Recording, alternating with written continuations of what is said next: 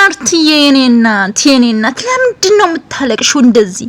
በዚህ ልክ ለምን ታለቅሽ ያለሽ የኔ እናት የኔ እህት? እንዴ እህትሽ እኮ የሰው ዕቃ ተውሳ ነበር። ያ ዕቃ ደግሞ በቃ ወደ ቤቱ መመለስ ስላለበት መለሰች ወደ ቤቱ። አንቺ ማልቀስ አይጠበቅብሽም የኔ እናት። ወይኔ በእብዶች ዓለም ውስጥ ጤነኞችም እብዶች ናቸው አለ ያገሬ ሰው። እነዚህ ሰዎች እኮ አብደው አሳበዱን፣ ቤተሰብ አብደው አሳበዱን። እንዴ ምን ያስለቅሳታል እንደዚህ? ሲጀመር ሄርሜላ መጀመሪያውንም እርጉዝ አይደለችም። ገብቷችኋል ፋሚሊ? እርጉዝ አይደለችም።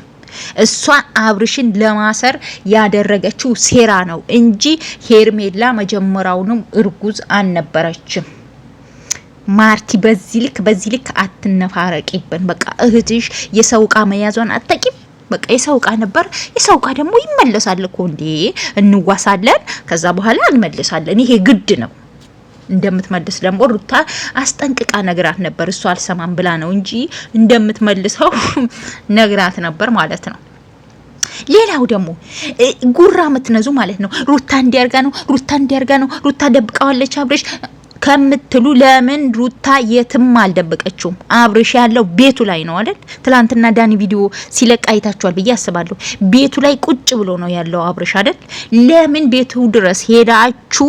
እንግዲህ ሩታ እውነትም መጠየቅ ካለባት ለምን አትጠይቋትም? ወንድ ከሆናችሁ ማለት ነው፣ ጎበዝ ከሆናችሁ። ሩታዬ የሴቶች ጀግና ናት፣ ጎበዝ ነግራት ነበር። የተናገረችውም ነገር ፈጸመችው።